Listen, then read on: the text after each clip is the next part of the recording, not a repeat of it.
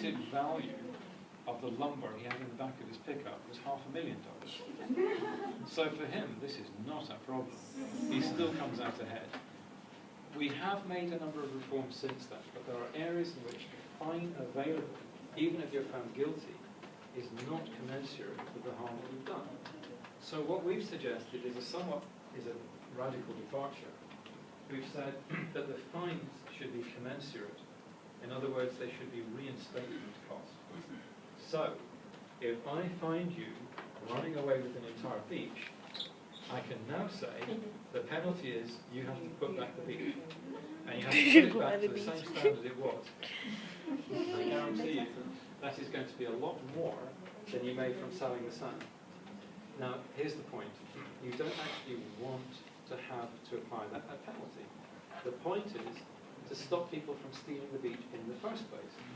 But if you do not have a strong sanction, and even more important, a high probability that you will be detected and a high probability that the sanction will be applied, then in fact you have no effective way of getting people not to do bad things in the first place. So we said, okay, we need to have commensurate fines. So here's how it works, and you have to think of this as a sort of an integrated package. So we need the planning function, which is actually pro-development, but with very strong environmental protection, actually baked into the planning guidelines. An advisory and training function, which encourages best practice, and an enforcement arm that focuses on the most serious criminals. Now, let me show you something, which I'm not going to show to everybody, but this is the actual underlying philosophy. Think of it like this. You look at any one police division, even the high crime ones in this country, and what you almost invariably find is that a very small minority of people are responsible for almost all the serious crime. So, most of your community are actually, relatively speaking, law-abiding. You've got a small group at one end who are going to be law-abiding no matter what. You've got a very small group at the other end who are serious, hardcore criminals.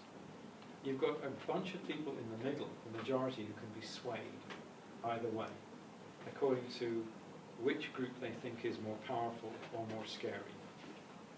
So think of that when you think about environmental harm.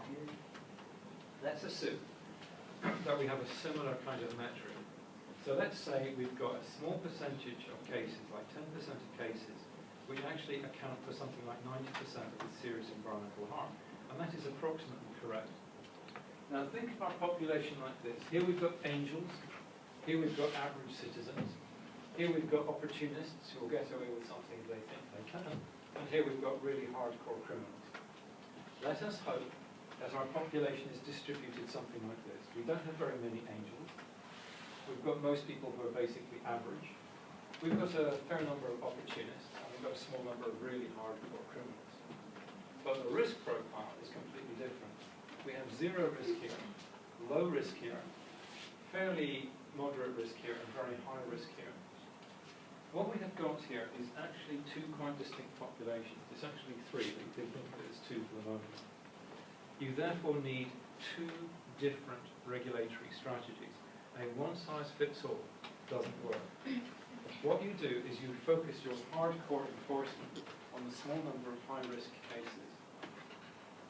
What you do with your advisory services is you try to pull the whole curve this way. So you try and make your opportunists or average citizens, you try and turn more of your average citizens into angels. And you can do this with good planning and guidance. And then you have a separate enforcement arm which separates on the hardcore cases. This actually works in a number of different ways. One of them is that if you can pull the centre of gravity of the population this way, you make that group much more isolated. Because they're more isolated, it's easier to identify them and target them with hard tactical measures. So this is the actual underlying strategy that we've proposed to the government.